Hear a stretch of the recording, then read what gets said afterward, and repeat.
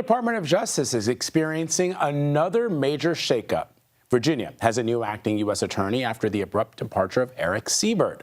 This as President Trump is publicly pushing Attorney General Pam Bondi to prosecute some of his political opponents. In a direct appeal, he called on Bondi to file cases against New York Attorney General Letitia James, former FBI Director James Comey, and California Senator Adam Schiff. I want to bring in CBS News Department of Justice reporter Jake Rosen. So, Jake, first of all, the question around this appeal, this public appeal to the Attorney General, was that meant to be a private message that he then put out on Truth Social? And break down what's happening inside the DOJ as of right now.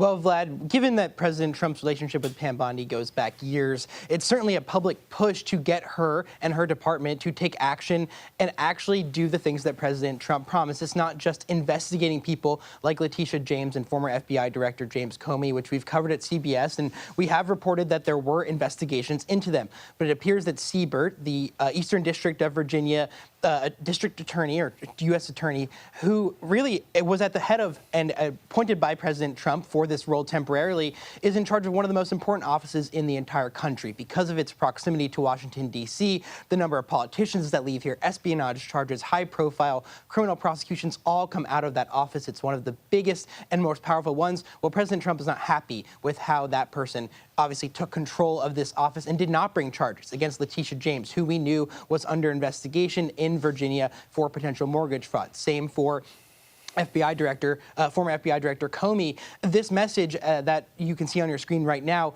calls for not just Bondi to be more vocal about the steps, but to force people in her department to actually make charging decisions on these investigations. President Trump has instead put in a top ally of his, somebody who represented him in that criminal classified documents probe, Lindsay Halligan, who's actually working in the White House itself. Again, an unprecedented step, Vlad, to take over this role. And President Trump said, at least in that Truth Social post, that she will work with Bondi to make sure that charges are brought against these individuals in Virginia.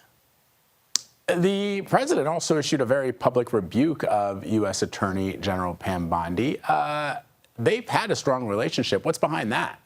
Well, we've seen a recent push and pull, Vlad, going back to the Epstein files drama, where President Trump had promised maximum transparency, and Pam Bondi, at obviously his direction, had decided to not release the entire set of documents. We've seen how that's played out, where we saw turmoil within the FBI and Department of Justice. We've seen Bondi have to kind of retract statements and force her and her department to push out more. This follows that exact pattern, where while President Trump has said one thing, the real problem is that there maybe just was not enough evidence to actually charge Letitia James, charge Senator Adam Schiff, charge former FBI Director James Comey. President Trump now vowing to basically undercut Bondi in this situation and find somebody who will, if Bondi can't get it together, I guess, as President Trump has said, saying that, yes, he supports her, but that justice must be served now, obviously tagging that Truth Social post with his personal initials, making it clear to her that this message comes directly from the White House and adding to the public pressure that Bondi also has been facing for the last 9 months or so. All right, Jake Rosen for us. Thank you very much, Jake. Appreciate it.